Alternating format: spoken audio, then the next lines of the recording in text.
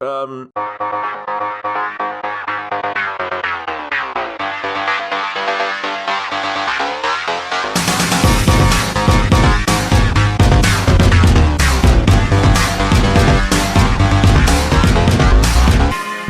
Hello there and welcome to the very first episode of VRB, Big Red Barrel's VR podcast. I'm Diarmuid, your host for this evening, this afternoon, this morning, whenever the hell you're listening to it. And I am joined by the giggling of Mr. Tim Hibbs. I was trying not to interrupt you, but I had to laugh. So, like, interrupting Dan's kind of become my thing on the UK podcast, but I don't want that to continue because then it just seems like I'm a dick, which I might be, but, you know, hey. It's allowed, it's fine. How are you doing, sir? I am mighty fine. Pleased to be getting our VRB podcast off with a bang, and on the back of a good England result, this is a good thing as well. But nice to actually get a free rein to talk VR at length. Well, to wrangle you in, I have some help. I have Mr. Kevin White. How are you, Kev? Hi, I thought I was ready to do a podcast about strapping things to our faces, but then Tim got overexcited and now I'm worried. Oh, this is going to go so well, so well. All right, obviously, if you're seeing this, thank you for listening to us. But also, you've probably seen us on a new podcast feed. Oh. To help us kind of get in early and test, make sure everything works, we've also uploaded the pilot episode, which we at the time called Peripheral Vision, and that is on the feed as well. Give that a listen. We kind of go through our VR past, specifically what headsets we have, why we chose them, what games we're playing, that kind of stuff, and our favorite games from that period. Give that a listen. It's really worth kind of going back to, because it kind of gives you a basis of what we're going to be talking about going forward. Now, obviously, we've just come off of E3 2018. A load of games were announced, so we're going to jump into those very shortly. But I did want to mention before we moved on that we're obviously called VRB now. So if you want to give us any feedback later on, just use the hashtag VRB and at Big Red Barrel, and we'll obviously pick questions from that for the next few shows and comments and so on. So really looking forward to that as well. I was going to say, I liked the name, a peripheral... What would you call Peripheral Vision? I like that. We might reuse that somewhere else. But VRB is much easier to say and a much easier hashtag. It's got way less letters. Less of a tongue twister, isn't it? Yes. Less of a tongue twister. Much better. Much better. All right. And thanks for anyone who's already listened to that first episode as well. It was nice to hear your feedback and so on. I wanted to move on to what we're playing right now, because I have one particular game I need to talk about. I got a code from a publisher on this. It's Ark Park. So I'm sure, guys, you've heard of Ark Survival Evolved. Yeah. Basically, I just knew it as the dinosaur game. That's all I really knew about it. And in terms of Ark Park, I hadn't really heard much about it. It was released back in March 22nd, and it's available on the PlayStation VR, Oculus, and HTC Vive. And it was developed by Snail. Never heard of them before. I don't know if this was their first project or what. But they're in conjunction with Peacock Studio, and they were consulting Studio Wildcard. They're the original devs for Combat Evolved. And that's a really complicated development setup. Yeah, there's a bunch of different developers involved, and I'll be honest with you, it kind of shows. The game is... It honestly feels like Jurassic World. You start off and you load into this area, and there's like holograms of dinosaurs that you could bring up on maps, and it's very exploratory. It's kind of like, have fun in this little kind of sandbox that we've created, at least initially. And then it kind of, there's a dinosaur raising mechanic, where you kind of, you feed dinosaurs. It's the weirdest game I've played in VR in so long. And to be honest with you, I don't know if I enjoy it. The game is available on the PlayStation Store for about £45. That sounds very high. And Steam for 32 currently. That is very high for what it's made. And what's really disappointing, the game is made in Unreal Engine, and I've played a few Unreal Engine games in VR, and they generally look quite good. But this game is not a patch on Robinson the Journey, for instance. That's weird, isn't it? Yeah, that was a launch game, or very close to launch at least, for PSVR, and it looked incredible at the time, and then they've improved it since. But the dinosaurs in that looked incredible. In this, they just look bad, kind of like PS2 bad. You know what I mean? And that's a game you really enjoyed as well, as you mentioned last week. No? Yeah, or not last week, but on the previous episode. But yeah, I don't know. It just seems really odd because what is the moment-to-moment gameplay in Ark Park? What are you actually doing? That's the thing. It's incredibly split up. So it's all about unlocking different regions within the park. And in order to do that, you basically have to grind. Now, there's like multiple different mini-games. Well, not mini-games. They're like parts to the game. So like there's, in order to gain resources, which you need to grind to unlock the next area, you need to do different activities, whether that is raising a dinosaur, whether that is using there's like, what did it call it? The wave-based shooting involved as well. Because that's the thing they seem to show off most in the trailers pre-game. I thought it was going to be a wave shooter entirely kind of thing. It's probably the most consistent part of the game in terms of quality. Like the aiming feels good and all that. But in terms of the rest of the game, like once you unlock a new area, you're basically back to square one, getting more resources to unlock the next area. And eventually I just got really tired of that. It just didn't feel fun. Yeah.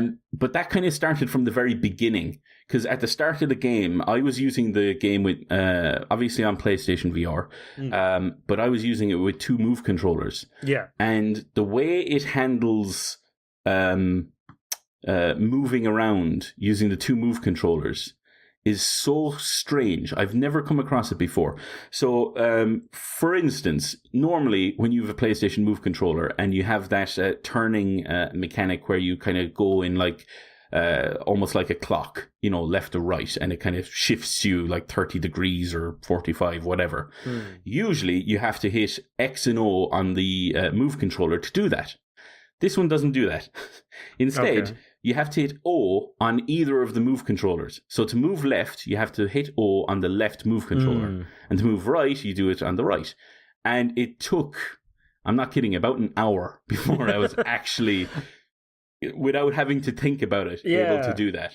I find it really odd when a game requires like different things of the face buttons on like different hands. Like with the Move controllers, those buttons are so small and not logically laid. Like I even like it's not great when you're holding a DualShock controller and you just have to guess, where the buttons are. But I'm so used to playing on those controllers that I know where the buttons are most of the time. Yeah. But that's not the same with the Move controllers. No, I find it more difficult with those. Same. Yeah, it's like I don't use those things every day. Therefore, I don't have that same sort of hand-eye coordination that you'd expect with other controllers. Obviously, it uses a kind of a teleport system as well to move you around. But what's really weird, again, is you don't use the Move controller to aim where you're going. What? You use head tracking. So you press the top Move button, you move your head to aim at where you want to go, and then the other movement on the Move controller, kind of spinning it around or moving it in a certain direction, kind of ends you up pointing in whatever direction. So basically, you press the Move button, you aim at the ground, and a little circle appears. That's where you're going to go. Horrible. It really is. That's where you're going to go. And then you use the Move controller and you move it around to kind of move an arrow around the circle. So when you let go of it and you transport, you're facing in the direction of the arrow. Oh, there's a ton of games like that I've played. I haven't played any like that at the moment, and it's one again. If the turning was difficult, that took even longer. It was just so difficult. That sounds really cumbersome. Robo Recall, the Epic game that they started off as a test VR demo and turned it into a full game. That uses the thing where you move the arrow around and teleport and face in that direction, which is actually, once you get used to it, a massively useful thing to do. That supposedly is good, though. Whereas this doesn't necessarily sound like it. It sounds from like your description of Ark Park, Diarmuid, that if you want the exploratory nature with dinosaurs, go for Robinson the Journey, and if you want the kind of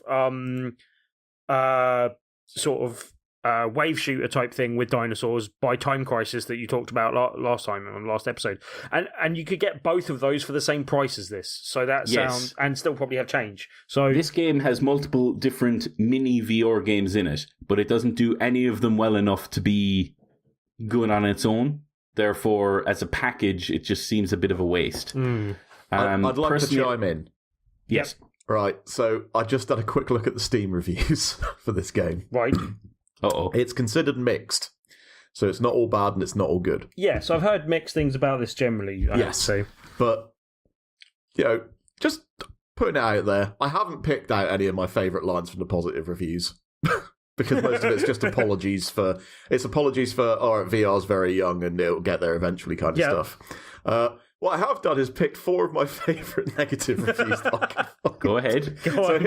I'm not going to read the whole reviews. I'm just going to read 4 banging quotes. Right, so number 1, absolutely terrible game. The tutorial is bigger than the game itself. No, I should add I haven't played this all. Number 2, I can't write a good review because I hardly put much time in. It's not a game, but more of an experience. But most of that experience is waiting for scenes to load. That is true. That is also true. The combat aspect of this game is a wave shooter lacking intensity or feeling of danger. You're restricted to a small space, the dinosaurs completely ignore you and run right past you to attack this machine thing that feels unimportant and impersonal. That is also true. Yeah, they kind of avoid you. You don't, which I was quite happy with because that meant I didn't have to feel scared. And my personal favourite, last but not least, I've only played this game for 10 minutes, but that was enough.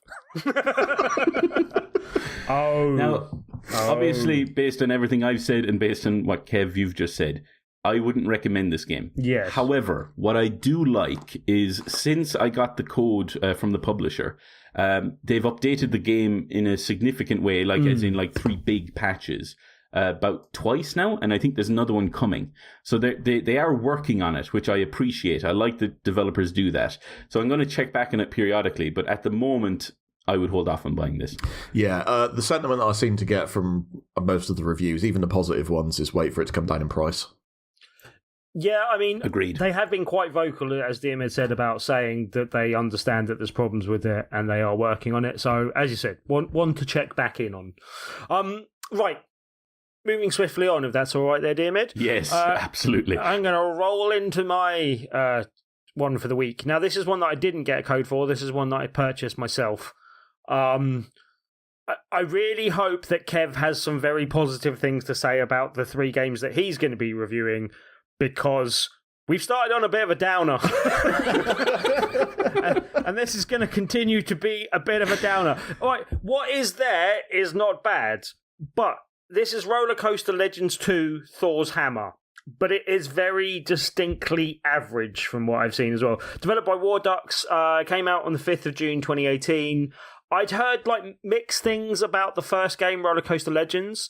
And I was like, okay, well, they've made a second one, so clearly they thought that they'd come back and have another go, and I'll have a look. Should point out this is on PSVR. It's not the most expensive game as well. It's like $4.99 on PSN and $4.79 on Steam, which is much better than the price difference on your game there on Ark Park. Yes. There, Diarmuid. Yes. I have heard from developers that the reason for the difference is how difficult it is to go through Sony's approval process, basically, and that's the reason why we get slightly higher price games. 20p seems a much more reasonable amount, though, basically. But yeah, you can use just the DualShock 4, but generally it's a motion controlled game. It's seated, but on their own description of it on their own website, they describe this as 7 minutes of non-stop excitement. That's how I describe myself on Tinder. Yeah, exactly. I thought I was going to be harsh on it, saying it's only 5 to 10 minutes long, but it's actually listed on their site as 7 minutes long. I finished and went, what? Really? What? One of the other things they stress is that it's kind of done for an extreme level of comfort and all that type of stuff. And I was like, no, I don't want an extreme level of comfort. A roller coaster should not be comfortable. I want my 7 minutes or £7 per minute of non-stop excitement, please. Yeah, and I want some of those minutes to be hell. Right. For me, and this is something that I haven't criticised other roller coaster games for, and we'll come on to those in a second, but for me, a roller coaster game that doesn't do some of the fundamental things that I'd expect from a good roller coaster is missing the mark, in my opinion. Going up and down? Well, yeah, there's no loop-the-loops. There are no even corkscrew-style loop-the-loops. And I'm like, well, that seems like a fundamental thing from most modern roller coasters that I would want. If I was going to a theme park and they had a roller coaster that didn't do any of those things, I would go, oh, well, that doesn't sound great. I'll put it this way. VR, a lot of people have motion sickness and get a bit ill from it and nauseous. You would expect it from this game, surely. Yes. Well, look, put it this way. I strapped Coleman on it to see how he would take it, because he does get motion sickness and does get car sick and all that type of stuff. And he was fine with this because there's nothing wrong with it, basically. But that to me is a bad sign. This should be pushing the boundaries a bit more, and I really hope they do that if they come back and do this again. It's as the name suggests, the subtitle is Thor's Hammer, and it does kind of have a whole kind of Norse mythology set up, and there's big giants in the background and stuff like that. But for me, the setting and the stuff's quite nice, but it's graphically not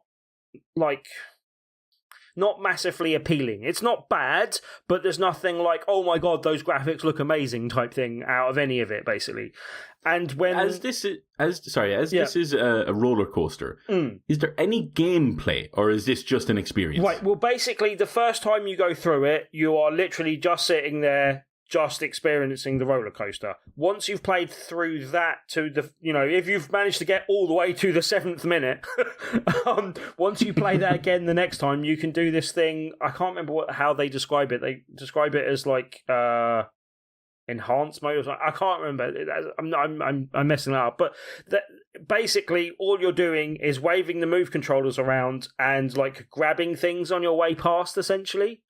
And for me, it really doesn't really add that much to the experience at all. You're kind of, just literally waving the move controllers along, pressing, I think, the move or the trigger button, whichever, and kind of grabbing at things, basically. Because that's what you want to teach people about roller coasters. You should move your hands outside of the roller coaster and try and grab things. Not to do on every single roller coaster. But yeah, I mean, look, for the price, it's not terrible, and there are things that you wouldn't want in an actual official roller coaster, where there's these massive jump gaps. So there's big gaps to get over, and you kind of fly from one side of the track to the other. Now, I wouldn't want to see that in a real roller coaster, but that's probably the most fun bits of the game, basically. That, and when you're going down massive dips. But even then, considering this is a fantasy-based game, you don't quite get the kind of the really big long grinds up. You know how on a real roller coaster you've got that, oh my god, building anticipation and anxiety as you're going further and further up, going, I'm going to drop down the other side of this type thing. And it doesn't really give you that build even when you're going up quite big things, but even then it doesn't go up that bigger things, and you don't drop down that far. They could have even done more with that side of things as well, I thought. So if you're looking for a roller coaster experience, avoid this. That's what it sounds like. By the sounds of it, this is better than the first game. So if you're going to pick up one of the two, pick up this rather than the first one. And then there's also I can't remember what it's called. It's like a roller coaster tycoon type thing, but not that. But for EVR, and that was pretty terrible as well. So generally avoid that. For my advice, if you're going to buy a roller coaster game and you want a game that's actually got gameplay in it, buy Until Dawn: Rush of Blood. That was available on PS Plus. But it's also generally available for cheap and is actually a really good game. One of my favourite launch games, basically. I really liked it. So I'd go with that over this, basically. So, yeah. Kev, Kev, please save us. Save us, Kev. From below average VR games. Where do you want me to start? Because I've got a scale. Whatever's not below average. Let's start at the high point and go down like a roller coaster would. Okay, cool. So I got a code for Downward Spiral Horus Station, which it's from developer Third Eye Studios, and going into this, all I knew is that it's based in space, on a space station, and for some reason it was called Horus Station, and there was a black pyramid on the logo, so it had something to do with Egypt. And I love Egypt, and I love space, so it seemed right up my alley. Tick, tick. So the quickest analogy here is to Lone Echo, which I explained on the last podcast on the pilot episode, why I love Lone Echo so much. And this it's virtually taken everything from Lone Echo in terms of the locomotion, where you're just grabbing hold of your environment and like using that grab to thrust yourself forward, and your momentum carries you to the next wall in the zero-G environment, and you'll grab that and move around and so on and so forth. What this game does that is slightly different than that is, rather than in Lone Echo, you're a robot, so you have little jets on your hands that can they're like little maneuvering thrusters to get you in certain directions. This, you don't have that in this. So the first thing you come across is this like line gun. It's like a Batman grapple thing, right? Okay. So you fire it across the room, and then it just clings onto whatever it comes across and reels you in. So you get to feel like zero-G Spider-Man, which I gotta say is pretty fun, especially and this is where it differs from Lone Echo, because Lone Echo, it's mostly just exploration and sort of engineering mini-games for most of the game, and then at some point, I won't ruin it, but let's say the danger turns up, and most of your time spent around that is just learning how to avoid it. Wow. In Downward Spiral, they're just straight up like, look, here's a bolt gun. There are these robots on this station that want to kill you. So you're like, all right, cool. So now I'm roaming around like Spider-Man in zero-G with my bolt gun, just shooting robots. It's good fun. Nice. What else is there to say? I'm not very far in yet. What's this on, by the way? Is this on just Oculus at the moment, or is it on PSVR as well? I think it's heading to PSVR later, but I'm not sure how much later. Yeah, I think this was a Kickstarter project, because the prologue came out for Oculus and Vive last year. Yeah, right. Okay, makes sense. The full game has only just come out this year, so I suspect they will move across to PSVR after the fact. So far, it sounds really, really good. It's really interesting. It's not quite up to the polish level of Lone Echo. But that was very highly polished, though. Yes, I mean, Ready at Dawn went all out on that. It was so good. So I'm not expecting... Plus, this is 15 quid. So absolutely worth the price of entry. Yeah, it's really good fun. It's if you like the whole vibe of, I'm in space and everything's broken, which I'm a big fan of personally. Yeah, I've just checked on as well, and apparently a PlayStation 4 release will follow this summer, so it can't be too far off. There you go, yeah. Nice. Not bad. It's really cool. And you'll get to experience the locomotive system I've been talking about from Lone Echo to a slightly less polished but still usable degree in this when that comes to PSVR, because I don't think Lone Echo will come over very quickly. Yeah, it doesn't sound like that's ever going to come out, so good thing that someone's, aping it slightly so that we get to experience it too. Absolutely, yeah. And it looks like this game will be a little more combat-oriented than Lone Echo is, which I've got nothing against, because Lone Echo is its own thing. I don't need another exact copy of Lone Echo. Yeah. So yeah, it's cool. I really dig the vibe. The graphics are nice. It's good fun. I definitely heartily endorse this, especially for the price of entry, Excellent 15 quid. News. Excellent news. All right, Kev, what's the next point in our roller coaster? Okay, so we're going down slightly. This is a slight dip. This isn't quite the vertical drop. Right. We'll get there. This is the slight dip. So, KryptCrawler is a game that I had never heard of in my life until Tim said, Kev, these guys are asking if you want to code. So I said, yeah, okay, fine. It's a dungeon crawler. It's a grid-based dungeon crawler, so it's right up my alley. It's like, for those who know Legend of Grimrock, Eye of the Beholder in the old days, you're walking around in like a very specific square grid-based dungeon. You move forward, you strafe left, you strafe right, you turn 90 degrees. It's that game. And it's clearly made by people who love those games. I will say the price of entry is £5-ish. I think it was like $5.70 or something. And it reflects the price. It's not a bad game, but it's not a good game. It's clear, as I say, it's clearly made by people who enjoy dungeon crawlers, but it's so simple that it's almost just tedious. The one thing I will say is it was made for Gear VR. Oh, okay, so that explains it a little bit. Yeah, so like there's the first thing I do with any VR game with the Oculus, because I've got all three sensors as well, is I stand up in the middle of my room and I get my touch controllers out and I'm ready to go. Let's get some room scale. There's no room scale. You might as well sit down for this. And then the touch controllers is as if it's gear controllers, right? So not a lot going on there either. You just sort of point and click. So that's it's nowhere near as immersive as something like The Mage's Tale, which is a game I talked about last time that I really love and is the best dungeon crawler VR experience thus far that I've played. But it's not to say it's bad. If you've got £5 lying around and you fancy just a little jangle around a dungeon, go for it. Because that's not out on PSVR as far as I'm aware, no? I couldn't tell you. I'm not sure what the so. PSVR situation is with it. It's by Head Up Games. So, yeah, look into it if you've got an Oculus or a Vive. Okay. As I say, it's cheap and it's good for the price it is. And I know that's really not a good thing to say. But if you've got a backhanded compliment. If you've got 25, 30 quid lying around, then get The Mage's Tale. That's the true essence of this genre in VR. But yeah, this is so if you want very a budget basic. Version.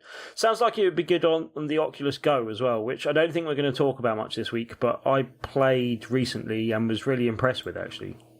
Yeah, I agree. This is going to be for one of those like much lower level sort of portable VR kits. That's why, I mean, they made it for the Gear. I bet if you were a Oculus Gear person who likes to play Oculus games in their hotel room when they're out of town, then this is 100% something I would do. Okay, because also I'll just quickly mention Crystal Rift, because again, it sounds quite similar. It's not the best game, and I don't know if Crystal Rift's out on PC in general, but it was out fairly early on PSVR. And it's like being in a really old school dungeon crawling game, basically. Like I think it's got like weird sort of quarter turning type stuff. Yeah. But it feels like being in a really old dungeon crawler, like a sort of early 90s game kind of thing, or that sort of stuff. But yeah, like worth looking up if that's the type of game that you would like. And again, I think it's $7.99, but I think I picked it up when it was on sale. And if you pick it up on sale, it's definitely worth getting it for that sort of thing, just for budget kind of dungeon crawler type thing. Yeah, I'll have a look into it if it's on the PC.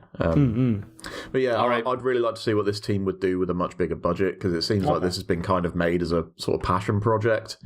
And I'd just love to see them backed and see what they could do then.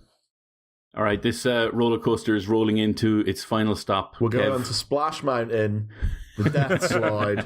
You're getting lobbed down by your dad. Right. So let's talk about, and it's gonna seem really, really harsh because everyone loves the walk around lovely indie game, don't they? The walking simulator, the stroll playing you've game. never been a fan though, no? Not so much. I can deal with them depending on what they're doing. I really liked Dear Esther when it first came out, just because the atmosphere was so good. There was another one that came out that I can't remember for the life of me what the name of it was, but it was incredibly colourful. Which one was the one in the kind of English countryside type thing? Was that Dear Esther, or was that the other one? No, Everybody's Gone to the Rapture. Yes. Everybody's Gone to the Rapture. Based in Shropshire, I think. Right, that's right. Yeah, I never played that one, but I don't have anything strictly against these games. This one advertises itself on the surface as, right, there's paper aeroplanes around you. So you grab it out of the air, and then you throw it across the room at like a target, and then a load of particle effects happen.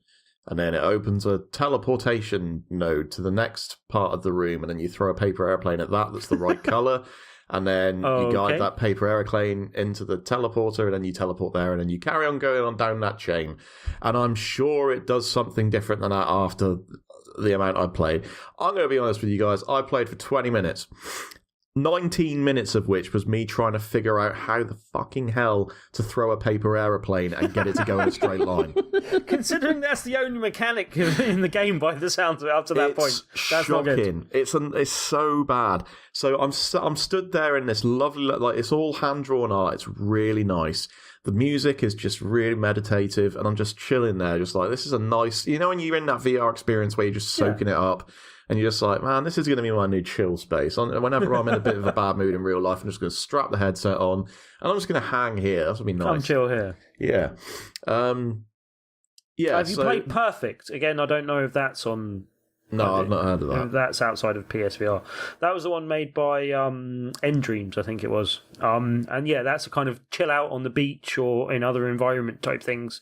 Not really the stroll playing game type stuff, but just chilling out in an area. But that, from your description of this in the kind of agenda, that's what I thought this was going to be. But this sounds even more like hippie weird kind of thing. Yeah, I mean, it's just really chill and like.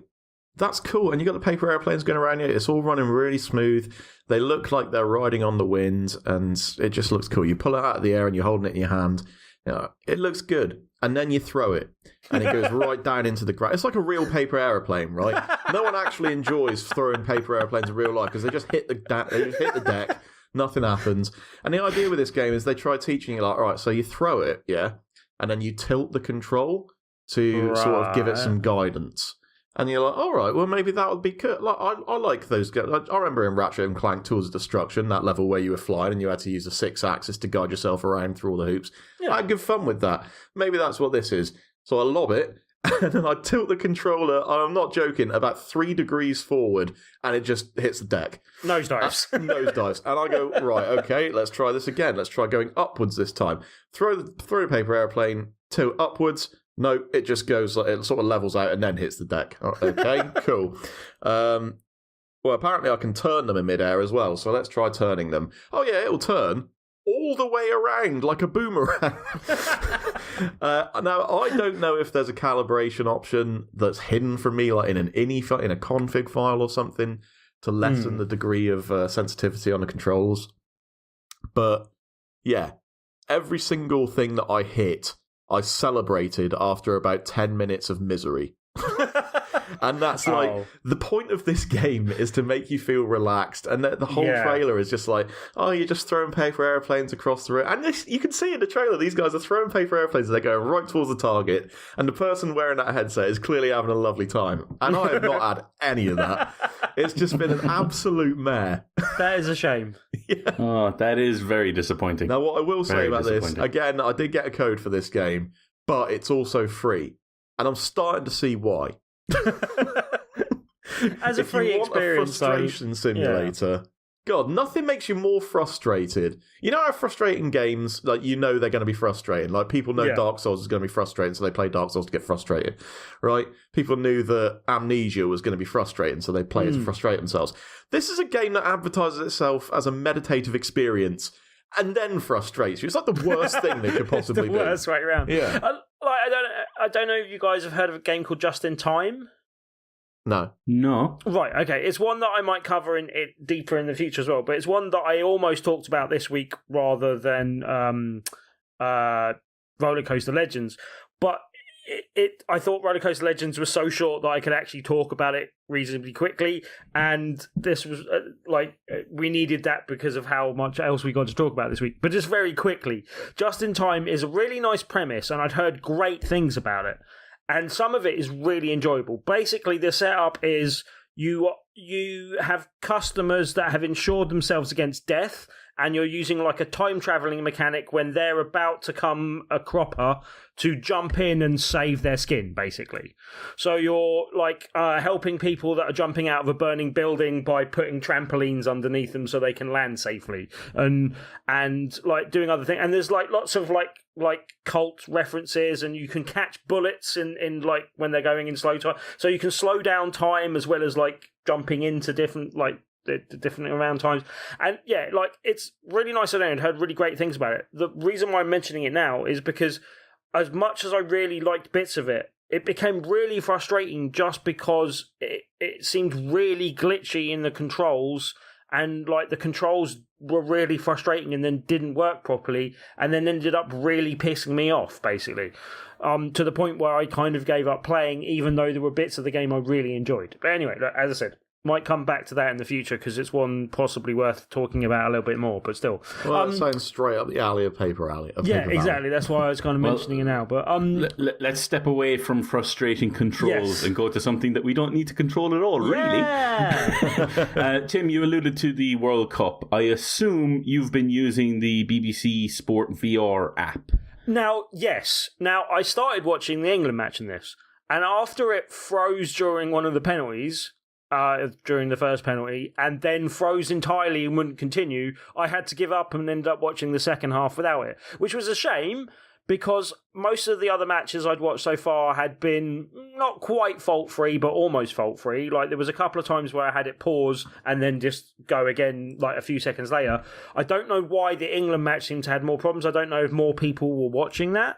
But this is the BBC VR 2018 FIFA World Cup Russia app, to give it its full name.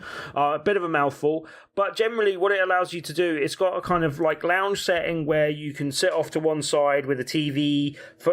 Have you ever sat at the bar in this, by the way, Diarmuid?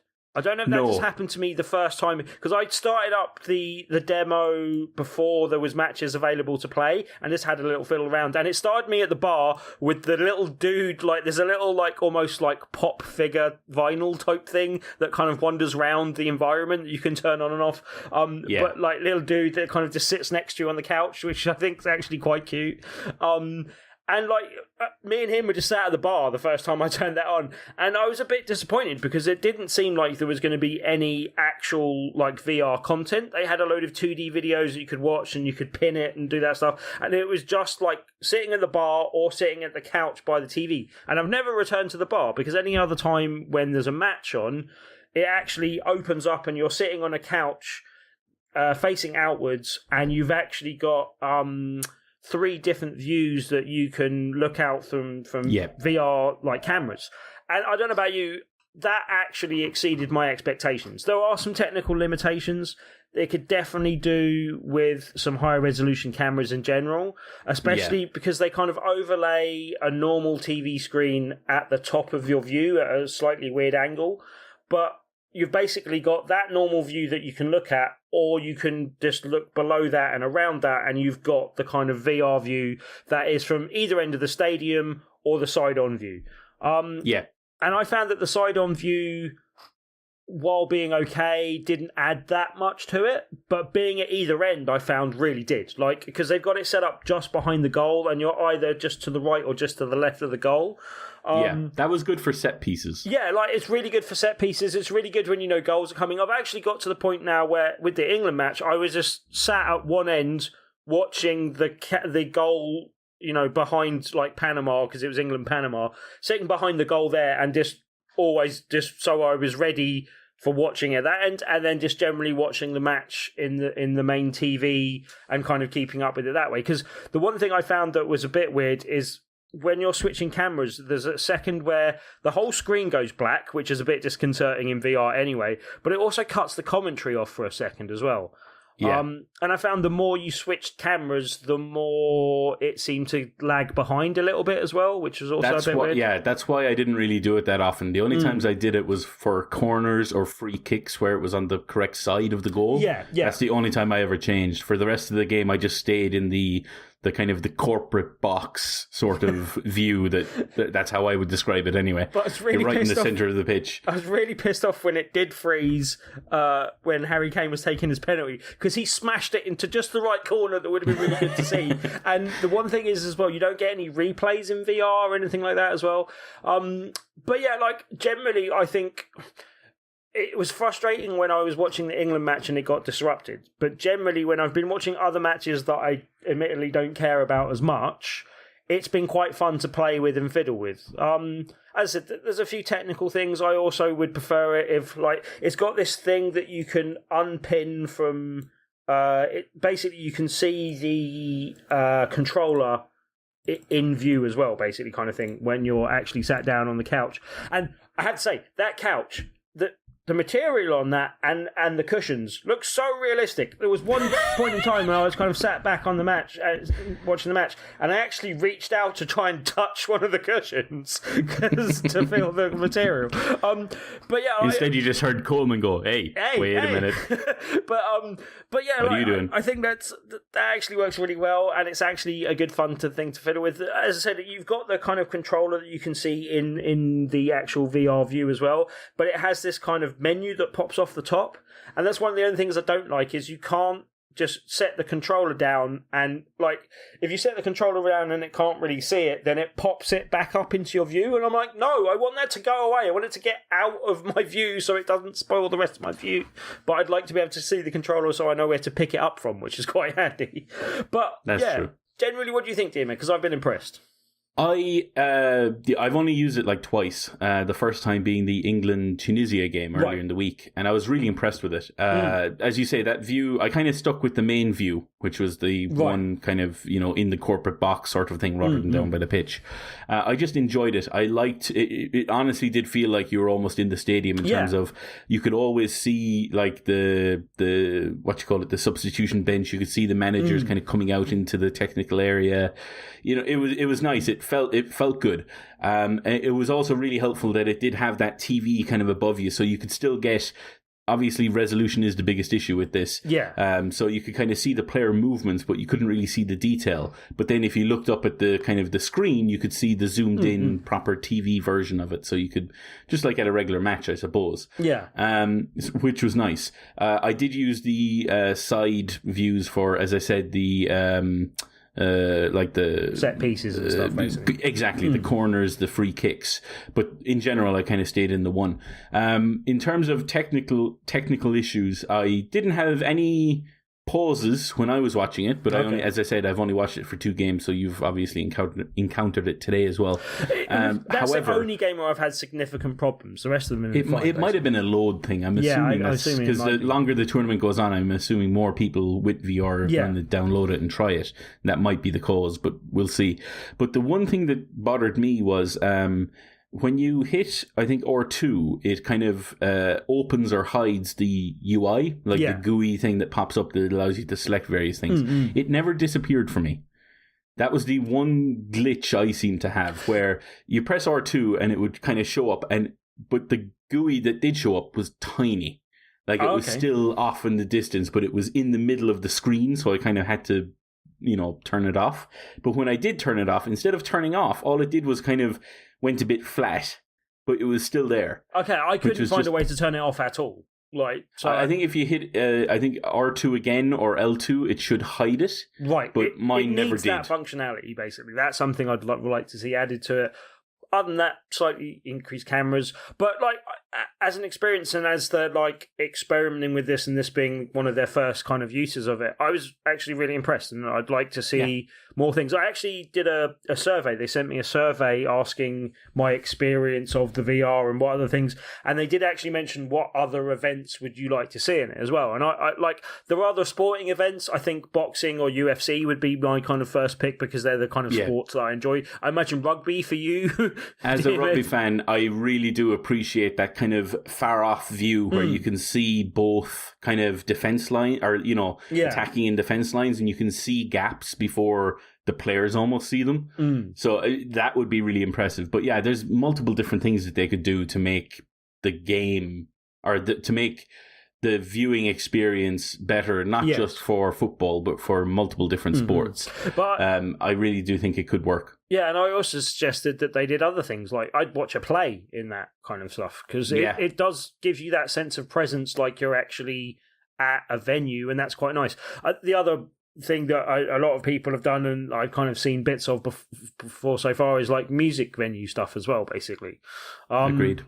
But plays are particularly interesting as well because it can actually put you on stage, which you wouldn't be able to do. And again, with the football one, being able to change views is not something you can do when you're sat at a stadium. You know what I mean? You can't sit at one end and then go, no, I want to go sit at the other end because all the action's up there at the moment, type of stuff. Yeah, it was a good experience as a first time out. Yeah. I think there are definitely improvements that need to be made for it to be a long-term thing. And there's definitely scope for other things they could do with it. Yeah, sure. So I'm looking forward to where they go. I hope as a first experience they've learned a lot from this.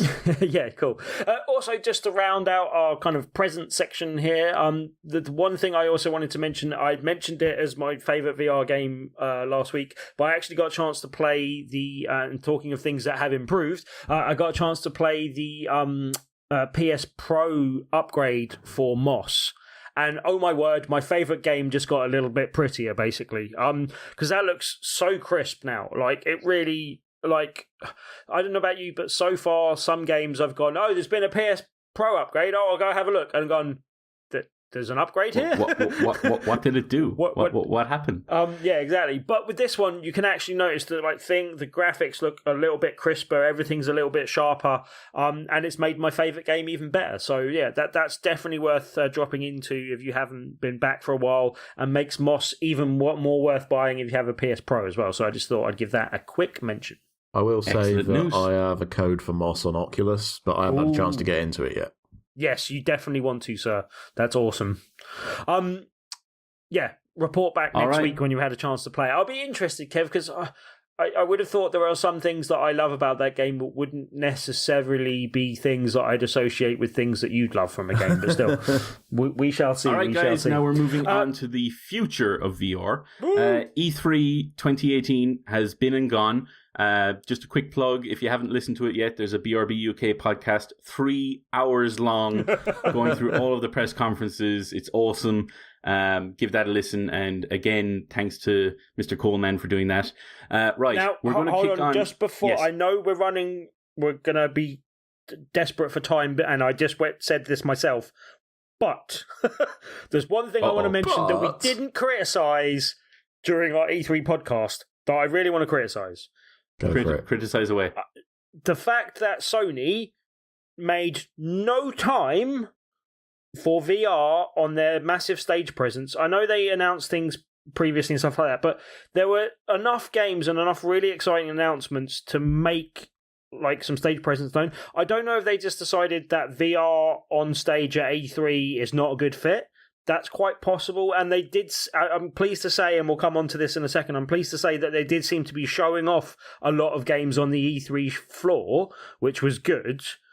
But the fact that they made time for the poor, underprivileged, and generally, like, they haven't done much to support banjo players and Japanese flute players in the past, and I kind of understand that, but the fact that they did all that nonsense and walking people through Japanese gardens and putting them in barns that were apparently churches and like not letting people sit down, the fact that we went through, made time for all that bloody nonsense and couldn't make time for VR, I thought was almost unforgivable. I'm really still pissed off about it. It's a wonder they found time to make time for games, full stop, with the way that press conference went.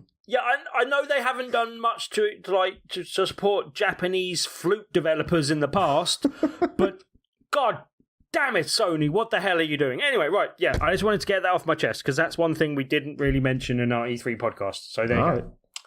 And so ended Timothy's rant. Yeah. All right. We're going to move on to the games that actually were there. Yes. And specifically a lot of them that were shown during the press conferences as well. We're going to start off with the PC gaming press conference, which showed off Stormland. That's a new Oculus Rift exclusive from Insomniac Games. I'm so jealous. Yeah, it looks it looks incredible. So you're just like Lone Echo, you're a robot in what looks like a post-apocalyptic easy for you to say, post-apocalyptic open world. And it's really weird. It kind of looks like a mix of it's like the robot has flying squirrel abilities. So he basically has thrusters on his arms that allow him to kind of jump around, and then he kind of just glides like Superman without the ability to go back up again. It's really strange. But yeah, so you're out to try and you're obviously a robot, and you're trying to save your robot friends. And it all seems to be like the videos I've seen since have all been about how you move around in the world. Mm-hmm. And so there's climbing, jumping, as I said, the aforementioned flying about and gliding. It looks really interesting. And Insomniac Games, I'm a huge fan of theirs. What did you guys think of that? I am very excited because I, unlike you guys, have had the privilege of playing the 2 prior Insomniac VR games, in the form of Edge of Nowhere and The Unspoken, and both are phenomenal. Ooh. I didn't even know that was a thing. Like, I'm jealous because Insomniac's always had quite a strong connection with PlayStation, and now they've gone off and developed these VR games. There's something that makes me think they might be possibly making high-end PC VR games, so they have some like top-level stuff ready for the next generation of VR, possibly. Yeah, I think at the moment they're just running through like a test. They developed a VR team just for test casing. Okay. But they're doing it for high-end hardware because they need to make that money back, I guess. And what they've put out so far has been absolutely phenomenal. It really shows what can happen in the VR space if you put a AAA team behind it. And they're only a small team inside Insomniac making VR games. It's only like, if I remember rightly, about like 10 or 12 people or something that work on these things. And yeah, they've been absolutely great up to this point. Edge of Nowhere was... You used a controller, but you had a VR helmet on the whole time. It's a third-person game based in... which I didn't know this going into it, but it's based in the Cthulhu mythos. Which made for an interesting game experience. And then there's The Unspoken, which is just spell-slinging PvP game, where they added a single-player campaign after the fact, which was pretty fun. So this looks phenomenal. Yeah, I'm jealous of Stormland, not just because it's a previously closely sort of tied developer, but also just because it looks fantastic. The graphically it looks great, but the gameplay looks really interesting as well. So I'm also jealous of the next one that you got on PC as well, and this sounds like it's definitely going to be up your alley, considering how much you've liked the previous Echo games. Echo Combat, yeah, they've. Ready at Dawn have just, as I said on the pilot episode, Ready at Dawn have never really been the studio that shook my wiggle wagon. And we have an episode title, people. We have an episode title. But man, they've put some solid stuff out on VR, and as I said, the locomotion in the Echo games has been second to none in terms of my VR experience. So yeah, give me a PvP combat arena for it. That'd be great. Really cool. Speaking of PvP, hopefully, I don't know if this is actually multiplayer yet, but Bethesda were probably one of the strongest showings for VR during their press conference as well. And the first game they announced was Wolfenstein Cyberpilot. So that's expected to come out next year. It's a standalone VR game set 2 decades after the new Colossus, where you take on the role of a hacker. And obviously, as a hacker, you take over the Panzerhunds, or whatever the hell they're called. You're going to take... It's kind of a first person. You take over the mech. You run around shooting up Nazis.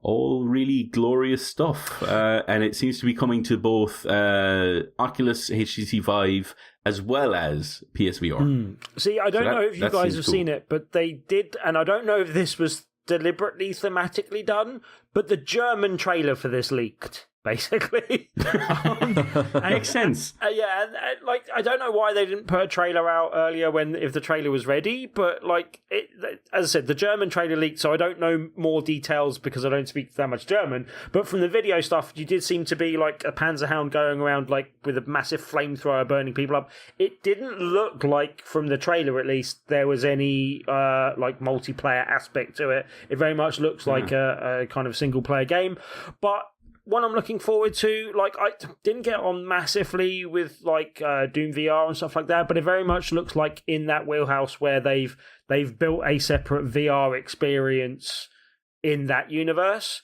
and I think that's a very good way of doing things. And yeah, I'm quite looking forward to this one as well, basically. Before we carry on with the Bethesda stuff, I do just want to point out that I really hope that the whole Bethesda Oculus, for lack of a better word, rift, it's over and done with at this point. Because you remember there was that whole thing where John Carmack left id, right, and then went to Oculus, and then they started suing Oculus because they were saying that he took a lot of code with him and whatnot and ideas. Has that come to a head yet? So I don't know. I don't know what the current situation is. I do know that to this day there's still not an Oculus native version for Fallout 4 VR because of that. Now, we did get Skyrim VR at the same time as the Vive. Right. So maybe things have ironed over by this time, but I really like Bethesda's games. and these games look like they could be quite fun. Yeah. And I don't want to miss out because I own an Oculus and John Carmack left for them. But I mean, the other thing just to say there is I'm loving Bethesda that little bit more at the moment just because they are being so great at supporting VR. As you say, though, it'd be nice to see them bury the hatchet and actually support Oculus a bit more as well. Yeah. Yeah. Sorry, I clearly misspoke then. I saw the thing PC-based headsets in my notes, and I was like, it must be both then. Clearly not. Anyway. Maybe not. Maybe not. We hope. As well as Wolfenstein, they also announced a new Prey VR. I think, is it an add-on or is it a standalone thing? They didn't actually mention that. They didn't necessarily mention it as a standalone. I think the Wolfenstein Cyberpilot obviously is, but this seemed to be DLC from what I could work out. Also, the devs put out a very complicated kind of sheet explaining which bits of DLC, because they announced the Moon Crash DLC, which is separate to this. And then the Typhon Hunter, which is the VR thing, and then there was some other DLC content on the way as well, possibly. But they had a very complicated table, like sort of telling you which bits were coming when, and which bits were like VR and all this type of stuff, because it got very complicated. Yeah, but I don't think they'll be able to get away with selling a VR DLC in the vanilla game. Yeah, I think you would have to be standalone. You would have thought it was standalone, but having said that, at the moment at least, Prey is on sale at the moment. I think just this weekend, and I'm not sure how much longer it's going on. But Prey is on sale for $9.99 at the moment. And at that price, I couldn't resist it. I was really keen when I played the demo and thought it was really good, and then just never picked up the final game. So good. Yeah, and I know how much you love it as well, Kev. So I can really see me getting into this game, but it did kind of push me into just going, oh, well, look, for $9.99, I buy the full game. Then if it is DLC or if it isn't, then it's worth picking up. So at that price, I advise that most people pick it up, and I guess you would too as well, Kev. Yes, $9.99 in the Steam Summer Sale as well at the moment. Yeah, so yeah, for that price, for the type of game it is, definitely worth picking up, and then you'll be covered if it is DLC going forward, basically. But like you say, it would be silly to just do that. But yeah, I'm confused because the Moon Crash DLC was the bit that they announced, and that's the bit that's a bit like a roguelike, is that right? Yep. So I'm not sure exactly what Typhon Hunter is, and I'm not sure they necessarily detailed that, but that is the VR mode. No, they have. So the way they described it, right. And I'm going to paraphrase here because I can't remember it word for word, but it sounds like it's a PvP mode where one player plays as Morgan Yu, which is the male or female protagonist from the core game, and all the other players play as Typhon, and you can turn into cups, and Morgan Yu's got to make it from one end of the level to the other alive, basically, and you get to run around as the Typhon. And I assume it'll be much like Evolve or like Left 4 Dead or something, like one of those games where the more damage you do, the more powerful Typhon you get to inhabit on your next life or something along those lines. Okay, I'm speculating now. I'm not saying that is what's happening, but I know matter of factly that it is one player versus all the other players as Alien Typhon. But didn't they also say that it's the one player in the VR headset versus other players that aren't as well? I think that's what they mentioned, no? That's a possibility. I couldn't tell you one way or the other on that front. But anyway. I don't know how turning into a cup is going to work in VR. I'll say that much. Bloody interesting, though. Yeah, very. But yeah, look, it reminded me that the game existed, and the price I picked it up is no bad thing. But yeah, I'm just pleased that again they're supporting VR, and it sounds like an interesting thing to mess about with as well. So yeah, cool. Yeah. They're also supporting VR with the Elder Scrolls Blades. So this was the one that was initially pitched as a mobile game. Mm-hmm. They came out and I was like, oh no, don't do an EA on this. But they started talking about a mobile game, Elder Scrolls Blades, which kind of, you could play it in portrait mode as well. And there was all these weird things going on. And I know, Kev, that you mentioned during the Bethesda section of the E3 podcast that you kind of you saw the VR announcement coming as soon as they showed that.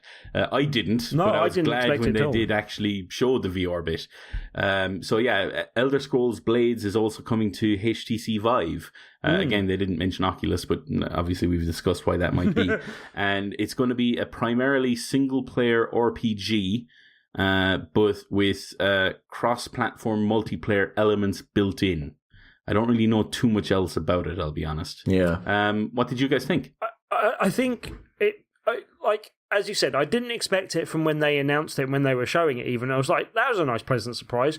But it kind of makes sense because the more simplified controls for an iOS or Android device kind of make sense to then have those simplified controls in a VR game as well. Like, that makes sense to me, at least. Yeah, agreed. Yeah.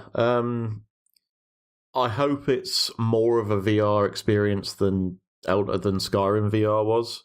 And I think you're being harsh there, but anyway. no, I've tried explaining this a bunch of times. I really like Skyrim in VR, but it's clear from the get-go it wasn't built for VR. Yes, Like, there's stuff I want to go around with my touch controls and pick things up from the tables and throw them around, and I can't do any of that because all it does is give me a point-and-click thing where I click on something and then it instantly goes into my inventory. Right. Disappearing off the table. As we discussed on our previous episode, though, I think this game, and this is something where you'd be slightly disadvantaged by playing on the Oculus, this is a game that's much better being played with the DualShock 4 than the touch controllers, basically. So, What makes you think that? From my experience of playing the game, I've played it with the Move controllers and I've played it with the DualShock 4, and I much, much prefer sitting down playing it with the DualShock 4 because we're talking about just... Skyrim VR still. Yeah, sorry, Skyrim VR, because it works better. Now, how that translates to Blades, I take the point that you're making in the fact that this is something they'll be considering from the start, and therefore is something they can take into the ideas and concepts when they're designing it from the ground up, and that is a good thing. So let's leave that discussion there and go on, basically. But yeah, I can see what you're saying. All right, guys, we're running very long, so I'm going to try and skip through a lot of these as quickly as possible, but pipe up if you do have any comments. Yeah, fly. One of the games that was announced actually prior to E3, so this was in the run-up, Sony had a few announcements that they wanted to kind of get out of the way before their press conference, was Ghost Giant. Make room for all that bloody panpipe bollocks that they had. Anyway, Anyway, so it looks like they're making a puzzle game called Ghost Giant, which looks very similar to Moss. And you're basically a giant ghost, and you're protecting a little boy called Louis. No word yet on a release date or if it's going to come to the PC VR systems, but I'm assuming it will eventually because Moss is also there. But I think it was Lewis cool. rather than Louis, just for a point, but according to your notes, whatever. Same difference. Maybe he's French. Anyway, another one that was also announced during that kind of prelude to the Sony press conference was Tetris Effect. That was the first one out the gate. And my God, was that good news? I love Tetris. Tetris in VR. Like, I've already said on Twitter as well, like, I don't know about the Tetris Effect taking hold of me yet, but the tune that they used in that demo already has earwigged its way into my brain. I am already in love with the tune that they used. It's a game by The Miz. Everyone's going to love it. Yeah, I mean, so good. I'm really looking forward to buying Lumines when it comes out on Switch recently. Luminez, however you pronounce it. Luminez. But yeah, this was possibly the best news from E3, possibly for me as well. Like, there are games I'm possibly more excited about, but this one, in terms of VR games, was the thing that I flipped my lid. I was like, oh my God, Tetra! I did not see this coming. Really great news, and I like, as I said, I couldn't. The only thing I'm worried about now is that PSVR has been used to read my brain and predict the game that I didn't even know that I wanted. Yeah, it's going to be a banger. Brilliant. But that's a good thing, surely. Anyway, yes, so Tetris Effect is coming out later this year, apparently. And as you've alluded to, it's coming from the devs behind Res Infinite. But just like Res Infinite, we don't know yet if that means it's not coming to PSVR or PC VR systems either. So hopefully it does, because I think to be honest with you, one of the quickest ways to kill VR is going to be exclusivity deals. So hopefully that ends soon. Yeah. But we'll see. I just wanted to mention the one game that did appear during Sony's press conference that was VR was Trover Saves the Universe. Why did this get special treatment? Anyway, right. Clearly there's something going on. Yeah. I don't know. They might have had to pay a lot of money for it. Almost as if Rick and Morty is one of the most powerful things in media culture at the moment. Yeah, but that game wasn't very good. Anyway, right. All right, so Justin Roiland, obviously behind Rick and Morty, is behind this as well as Squanch Games. They're the guys who did the Rick and Morty VR game that Tim alluded to just there. So Trover Saves the Universe. It was a funny trailer, but it didn't really show much gameplay. It looks like just a 3D platforming game. With maybe some kind of melee combat involved as well. I don't know. There wasn't really much else about it. Yeah, I'm not even sure they showed that much. No, to me, it looks like the game that we got that I think wasn't this studio, but was Justin Roiland. So it's what was it called? The not Rick and Morty one. I don't know. Fudge Monkey. I've played it and it's quite funny and I really like it. I'm just searching for the name. You might have to cut this out of the podcast.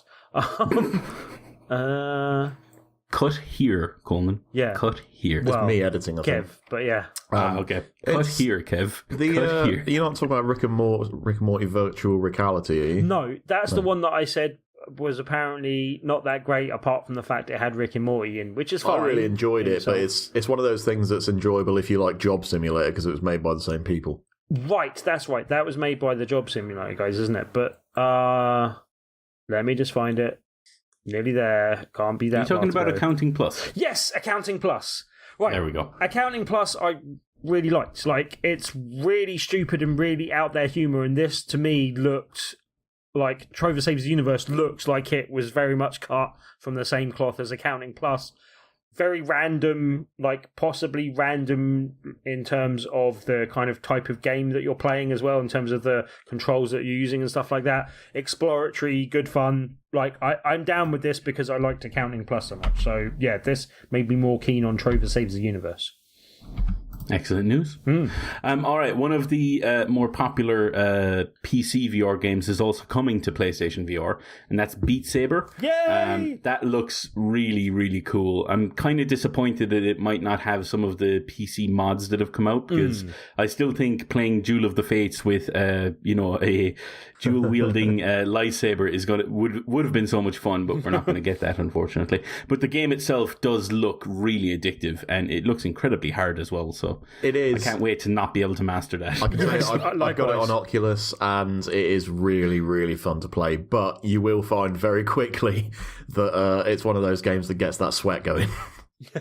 Nice. It's also one of those games that I think I'll probably benefit more from seeing other people play and them doing really well, but that'll make me feel bad about being terrible at the game, but I still want it because it looks good. So, yeah. Anyway, good news. Exactly. During the Ubisoft press conference, we also got a bit more on Transference, which looks like a weird blend of kind of FMV and gaming in VR with a freaky Frodo involved. So I don't know what's going on with this game. It seems like a horror game, in which case I might be noping out of this, but I hope you guys are at least definitely. It's definitely like horror thriller kind of thing, I'd say. But also I confirmed, because I actually spoke to the devs on Twitter, confirmed the fact that they did kind of allude to this in the trailer, but I'm pretty sure they didn't announce when it was announced, but they have at this E3 said that it will be playable outside of VR, which I don't know about you guys, but that makes me slightly less interested in it, because I thought they were making a from the ground up VR experience, and I'd be more interested if that was the case, because it sounds like it's not having to take advantage of VR, and therefore maybe, not as interesting, possibly. Anyway, we'll see. Yeah, it tends to be the case that when you have a game that can work outside of VR, then it's not as good a VR game as it could have been, if you know what I mean. But either way, as long as they make their money and they keep making VR games, can't be too bad. I'm a bit more worried, but still hopefully keen that it will be decent. So I think most people, when they thought that From Software were going to announce a game at E3, and then they get Sekiro, which is that weird Dark Souls-ish samurai game with a weird arm that has a like a grapple hook on. I don't know what the hell that game. It's their spiritual successor to Tenchu Stealth Assassins. Yes, so that's arms are the bow and arrows of this year's E3. I think you'll find as well. Exactly. Yeah, Sekiro: Shadows Die Twice. That was the one that was teased last year as well during the video game awards. So everyone got that, and they were like, so that's our From Software game. No, they also came with okay, this is going to be a weird one. Déraciné. Your guess is as good as mine. Possibly. It's a French-looking spelling. There's a goose on the E's and all that kind of crap. Anyway, it's a story-driven adventure game from Software, which looks completely different to anything I've ever seen them do. Where you play a spirit that's summoned by a young girl living in a boarding school, and that's it. That's all we know. By the way, this is a French word that actually means uprooted from their a person that is uprooted from their natural environment. Also, the devs did speak about it a little bit more in saying that basically you're a fairy that's trying to prove its existence to a group of children. Yeah, really weird from Software. Yeah, definitely not a normal thing. But they did also. The dev was also saying that it alluded back more to their past from before, like the Souls series kind of really became the central thing that they did. They used to do more kind of experimental games and different things, and they were looking for something to do in VR, and this seemed like a good fit. So yeah, I'm interested. I was going to say From now are known as the Dark Souls people. But they have been around for so long. And they've been doing so many different games. They used to make like fantasy games. Yeah. And as I said, this is something where they were interested in dipping their toe in VR and wanted to get back to doing seeing what they could produce from a smaller team as well, which was one of their other aims for this as well. So I don't know about you guys. I'm guessing, Kev, that when From Software announced the game, this wasn't your first pick, basically. But I'm really keen to see what they do with it. I think it'll be interesting, and yeah, like they're obviously talented guys, and just seeing them go out on a limb and experiment with something different, I'm keen to see, basically. I will say that with the notable exception of Steel Battalion Heavy Armour for Kinect, From Software have not released what I consider to be a bad game in probably 10 years. And it's a shame that they kind of buried it in Kinect, because I think that would be a great VR game as well. Yeah, absolutely. I think that should get brought back immediately now that VR's a thing. Yeah, exactly. Hopefully, if this sells well enough, they might decide to do that. Well, that might be the next thing the VR team works on, so that would be great to see if it is. Yeah. Unfortunately, this does appear to be a PSVR exclusive, so I don't know if Kev's going to get to play it. But, have to come around my house, Kev. Yeah, come around our place. Yeah. All right, we'll move on to the last game we want to discuss, which is Firewall 0 Hour, which is developed by the guys behind Adrift, and it looks to be coming... Not quite. No? Well, it's developed by First Contact Entertainment, who are the guys behind ROM Extraction, which I believe has been on PC VR and is coming to PSVR soon. I didn't actually know it was coming to PSVR until I checked on it. But their studio had Adam Orth, who was famous for the kind of deal with it tweets, basically, when he previously used to work for Xbox.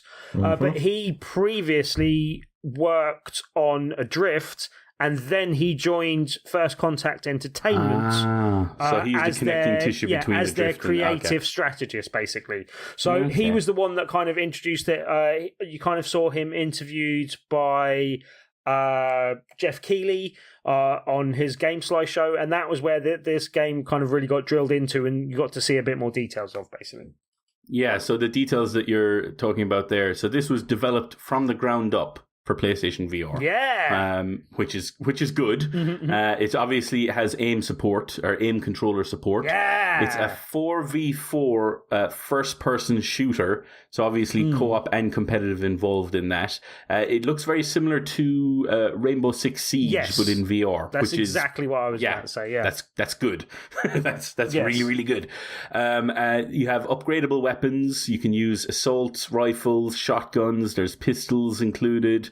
There's going to be 9 maps included with the game, which seems like quite a bit. This is the game that I'm most looking forward to in terms of VR. Okay. it looks incredible. Like, I was hoping this is what Bravo Team would be. Yes. And obviously Bravo Team didn't turn out this way. But this looks, like, I've watched gameplay of it. It looks so much fun. I can't wait to get into this. I know it's developed from the ground up for VR. I do hope it comes to PC as well. Yeah, I mean, I really do. I think this is going to be a really good... This is what people wanted as in a serious competitive or co-op game with the aim controller. And I think this is one that could catapult VR into more people's, like, you know, under more people's noses in terms of being something that kind of really rams it home to the kind of the COD and the Rainbow Six, as you said, kind of crowd. And yeah, I'm really glad that you're keen on it, because that means I'm definitely going to pick it up as well. It gives me another reason to use the aim controller, but I think it'll be best when there's a few of us playing together as well, basically, as a team. So yeah, really looking forward to that one. So that should be good. Nice. All right, I think we are done. Yep. In which case... we're going to thank a few people. Firstly, I think we should thank Will Driver, obviously friend of the show, friend of BRB, a supporter of this show as well, seeing as he is PlayStation VR now. And Richard Kirk, who also suggested the name change. Well, actually, cheers, no, Richard. the name change came from Dan. He just backed it up on Twitter. Okay. Dan suggested it on the podcast. Thanks for the support, Richard. So, yeah. But anyway, thank you very much, Richard Kirk, as well. All right, just to cover some housekeeping then, obviously, Big Red Barrel website, if you go there, you can comment on this post if you have any suggestions for any future games or stuff you want us to cover. Obviously, there's a forum there as well that you can give us your feedback on the podcast. Obviously, go to iTunes as well, rate it. That would really help us get more listeners. If obviously, rate us whatever you like, but 5 stars would be the best, because we are the best. Anyway, I also want to say that we have a Discord channel, so if you want to get in touch with any of us guys to talk about VR games, we're all on that. It's the link for it is on the homepage for Big Red Barrel. Obviously, we're all on Twitter as well. As I mentioned earlier, if you want to talk to us about this particular podcast, if you use hashtag VRB, just so we can see it. But I'm at Diarmuid_S. Tim is at BRB Tim, and Kev is at Krellit. I also wanted to mention that we have a Facebook group for gamer nights and so on. So if you want to use that, or if you don't have Discord, you can use that. And finally, you'll be able to find us on YouTube when this episode goes live, which will probably be a few days after the episode goes live on podcast services around the globe. Around the globe. Can I also just add one other little thing to that quickly as well? Yes. Just shout out our gamer tags for you and I don't know if Kev wants to give out his kind of Oculus kind of name. I don't know if that's a thing. Yes. But yeah, just Mighty Mutt on PSN. We'd be looking for some more people. We could particularly do... Diarmuid and I were playing the new content for Star Trek Bridge Crew, which I think we'll be wanting to revisit with a full complement, because it's really hard with just 2 people. We do have board are just too difficult, you guys. They're just too bloody difficult. Exactly. We do have Mr. Will Driver, who'll be joining us, and some other people that could join us. But if you're interested in joining us for that or any other multiplayer PSVR games, I am Mighty Mutt on PSN, and Diarmuid is Super Fun Happy D. Super Fun Happy D, and that's DI, I believe, yeah? DI, yes. Yeah. And Kev, do you have an Oculus name? Is that how things work over on Oculus? I don't know. Yes, I'm Krelith BRB. Ah, good man. Sneaking the BRB in there as well.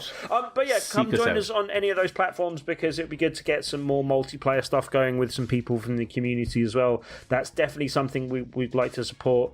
And I believe we'll be messing around in Rec Room soon as well. So if you want to join us for some of that, let us know as well. That's the plan. Fun times ahead. Fun times ahead. All right, if you've listened to this episode, thank you for sticking with us. I know it's been a long one. Give us your feedback, as I mentioned, and thanks to Kev and Tim for joining me today. Also, I was going to mention 35 other VR games that we could have talked about that were either announced at E3 or not announced or talked about at E3 that were really exciting. Tim. I think we're going to have to leave that till next week. Tim. But we'll come back for our future in future. But there were 35 other games. How the hell Sony didn't make time for VR? I'll never know. Anyway, I'm going to get myself a drink. All right, bye, folks. See you later.